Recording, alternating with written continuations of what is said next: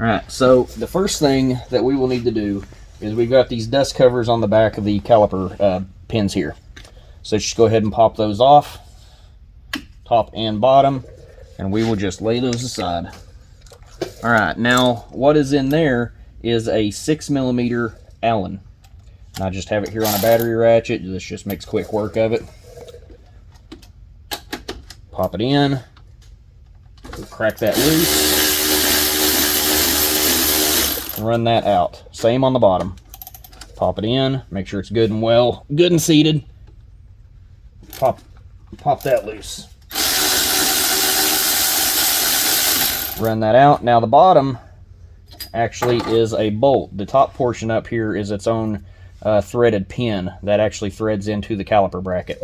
So we will just set that aside.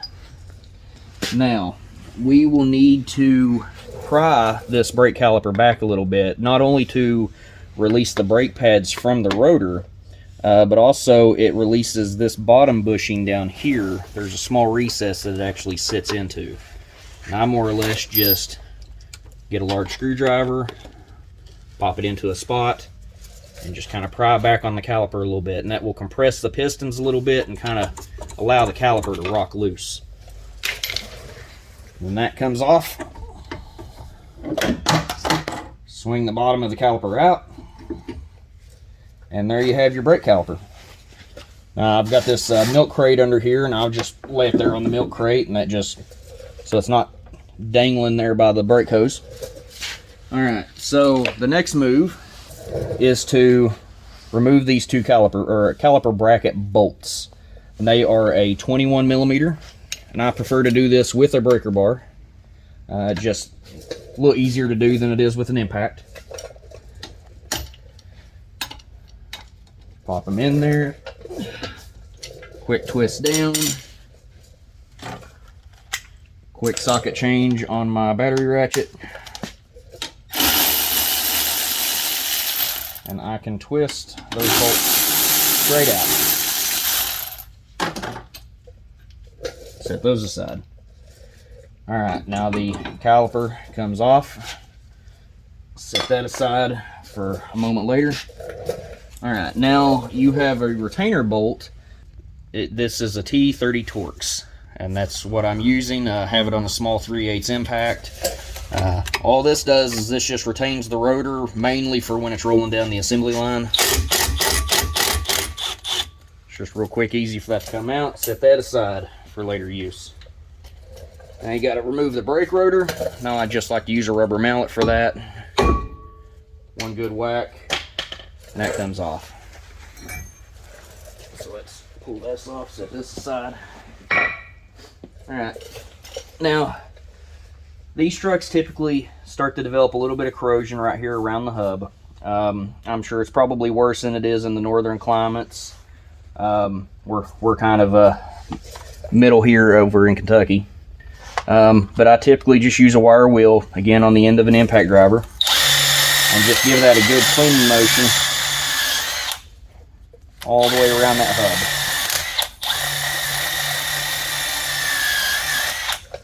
Again, the goal here is for that rotor to sit as flat as possible on that hub.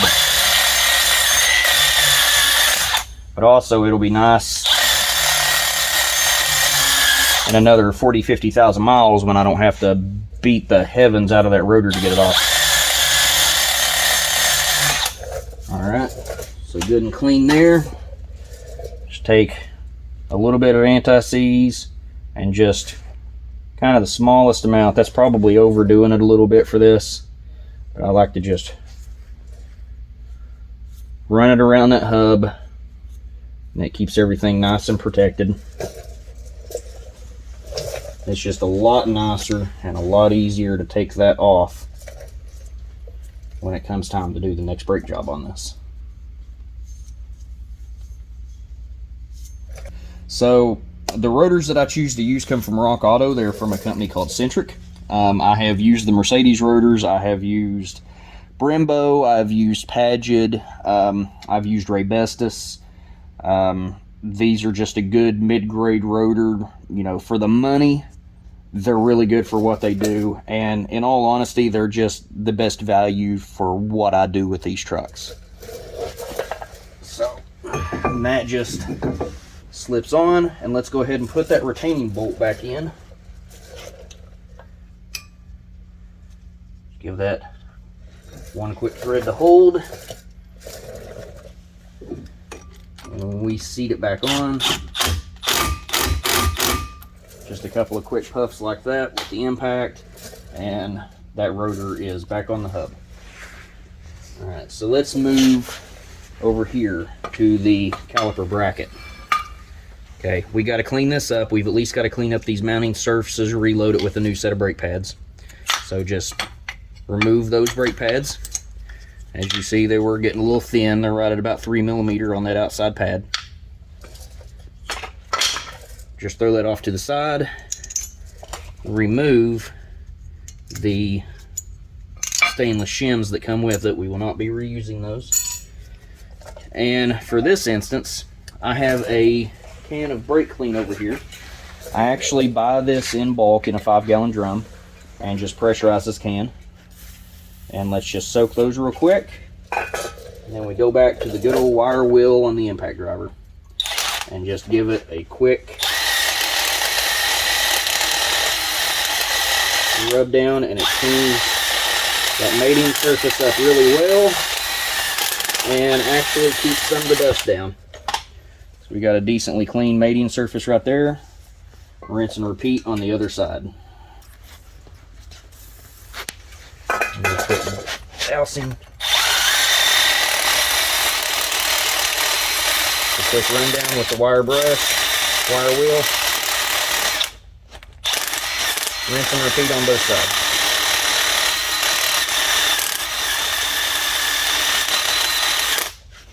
Alright, so now we've got some pretty good clean mating surfaces there for the shims, so that hopefully the shims and the pads don't get in a bind with each other.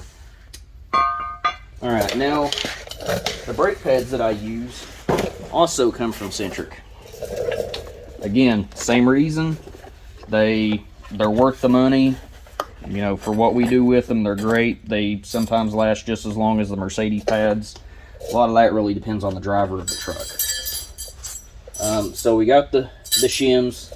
Now, just something I like to do as a little personal preference is I like to take a little bit of the brake lube, which again, this is Mercedes brake lube. And this is brownish brake paste if you were to ever purchase it from Mercedes. I think we pay about $12 a tube for this. I love this stuff. I use it on everything. It doesn't matter if it's Ford, Chevy, Chrysler, Toyota. I clean as much of the factory grease out of it, and I replace it with Mercedes grease, because I figure if it can hold up to the duty that the Sprinters put them through, then it can hold up to, you know, what a Toyota Highlander does or what a Ford Fusion does. But what I'm doing here is I'm just putting a little bit of brake lube on the actual casting of the caliper bracket. And this is just something I started doing. Sometimes I've got trucks that come in from Ohio. Sometimes I've got trucks that come in from Pennsylvania. Sometimes trucks come in from Illinois. You know, more rust-prone areas. And I have seen people do this in the past, and the theory is that just prevents rust jacking between the caliper bracket and the stainless steel shims. So now that that's done, we just take the shims and just pop them right on into place.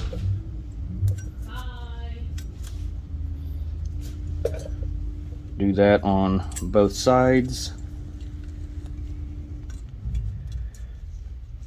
And we've got the shims loaded into the caliper bracket. Alright, next move is the brake pads themselves. I like to just take a little bit of lube and just kind of paint the very edge of the tabs, right where they're going to be contacting those stainless steel shims. And do this for both sides of the pad. Both brake pads, I should say. And again, this is just a little bit of preventative rust jacking, just kind of helps keep the pad from binding. You always want these to travel well. I mean, they're not traveling far, but when you need them to compress, you need them to compress. When you need them to let go, you need them to let go. So that is that. And then what I will go ahead and do in this instance, instead of putting the brake pads in the caliper bracket, I will go ahead and just reattach it to the spindle. And with that,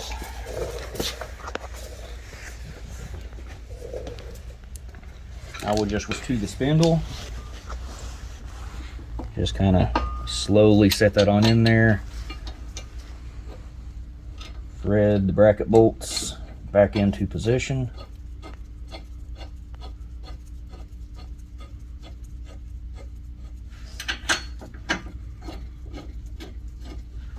Use my battery ratchet to run them back in. So that is a good position to be able to put a good torque on those. Now, I know this is going to set the internet on fire, but I do not use a torque wrench when I do this. As you saw, I ran them in with the battery ratchet. They're snug against the flange, but they do need torque. And pretty much I just use that same breaker bar. Pop them on, and give a good lift until I feel a good decent amount of tension on it. This actually puts a little bit of a bend in the bar, but it's more of a feel thing, and it's just, yeah, those are good and tight. Alright, got a little bit of a rubbing noise right here on this upper clip, and all that simply is those two little ears just haven't fully compressed in. For that, just simple screwdriver, just tuck it up in there. Oop, that kind of popped loose. Just kind of tuck it up in there. Just kind of nestle that in there just a little bit. Sound's gone.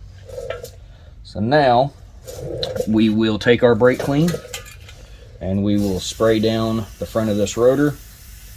And that way, just anywhere I've touched it while putting this bracket on is nice and clean. Just do that for both sides.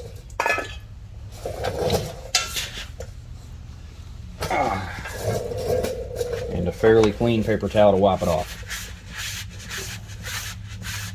I know rotors in the past, they used to be shipped with oil to keep them from rusting.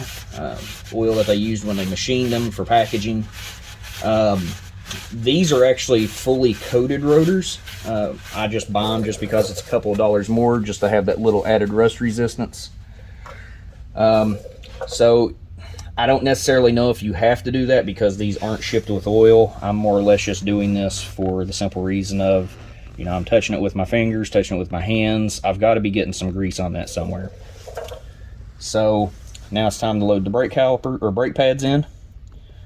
So just, that went in nice and smooth.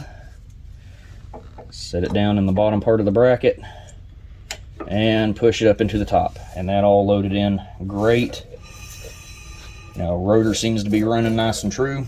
All right, so now it's time to turn our attention to the caliper itself. You've got your two different sets of pins. You've got your threaded top pin, and then you've got your pass-through lower pin, or bushing, whatever you want to call it, whatever technical name you want to attach to it.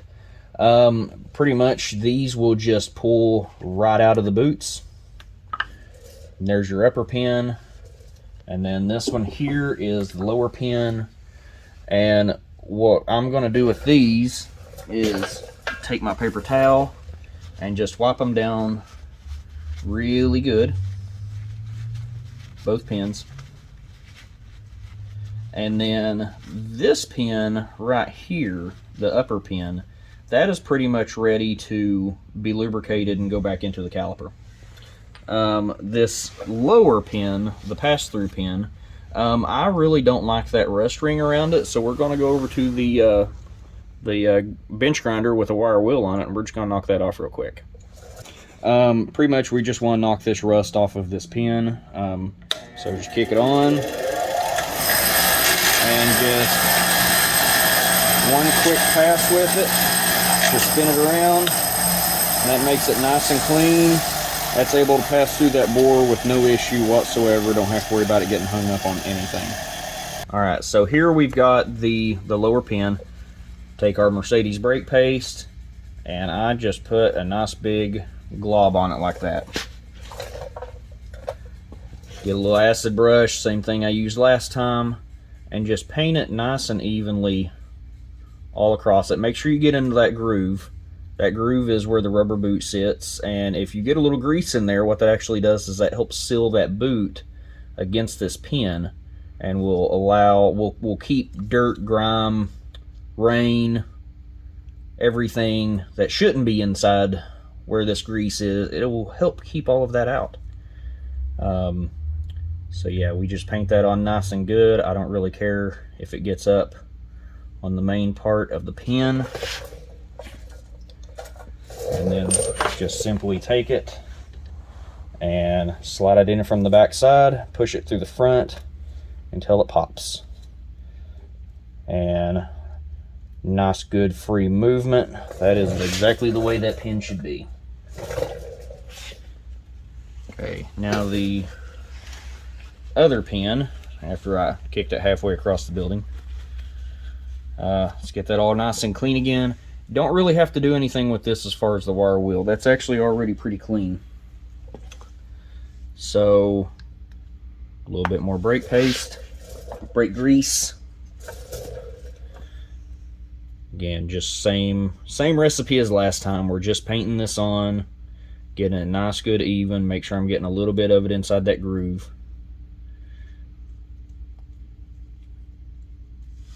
There. Nice and well lubricated brake caliper pin. Just bring it in through the back. Pass it on through the boot. And then just push the boot back over and just seat it into place. Wipe any of the extra little bit of grease that you may have off of it.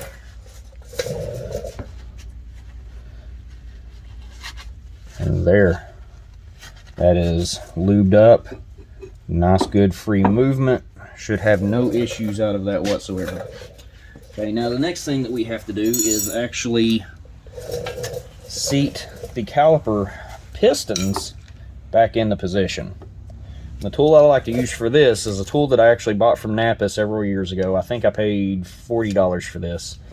What I really like about it is that it'll do dual caliper pistons.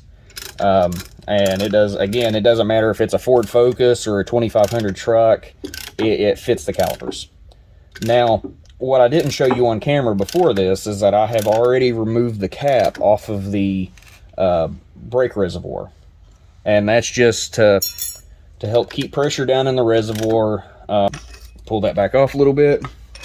And now you've got your pistons fully seated back inside the caliper.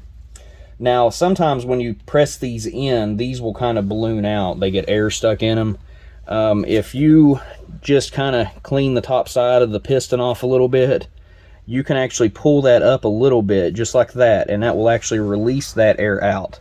And then you can just kind of tuck it back in place like that, and do that on both sides, and by the time you're done, they should look like this. So, now we are ready to actually put the caliper back on. And what we will do here is we will just thread this upper threaded pin in.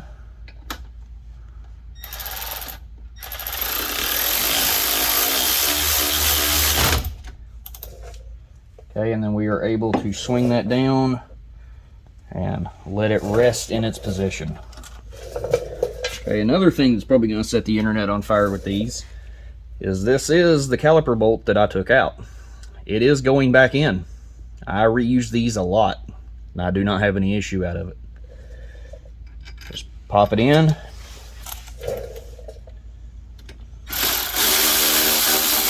Run it down. Put a nice amount of torque on it. Same thing with this one, a little bit of torque. Now I still have plenty of free movement out of that caliper. Top everything off. Get your dust caps. If you actually get a pin kit through Mercedes, you will actually get brand new caps for this. But again, reusing the old ones are perfectly fine. Pop that over that bushing. Pop that one in over that. Now, I have already done the passenger side, and the passenger side actually has an extra step that this one does not. For whatever reason, Mercedes will only monitor the passenger side front brake caliper or front brake pad thickness and the driver's side rear brake pad thickness. So this little flange right here is actually where your base for the brake wear sensor would actually mount. And that is held on by an E8. Just spin that out, pop it loose. I normally will unhook this harness connector right here and just kind of tuck it back, and it just gives me more room to work. And then the sensor itself actually just pops onto the brake pad. But that's not really hard to do. You just put all that back in, pop the sensor back on, and it's good to go. But yes, this is how I do brake pads on the front of a 907 Sprinter. This is a 2019 VS30, any designation you want to call it. And that is just the brake pads pressing against the rotor. I'm going to close the cap on the reservoir, put the wheel and tire back on this, torque it down. I will actually use a torque wrench on the lug bolts. And then we will go take it for a drive and seat the brakes. If you got any suggestions, comments, leave them in the comments. Appreciate it. Thank y'all.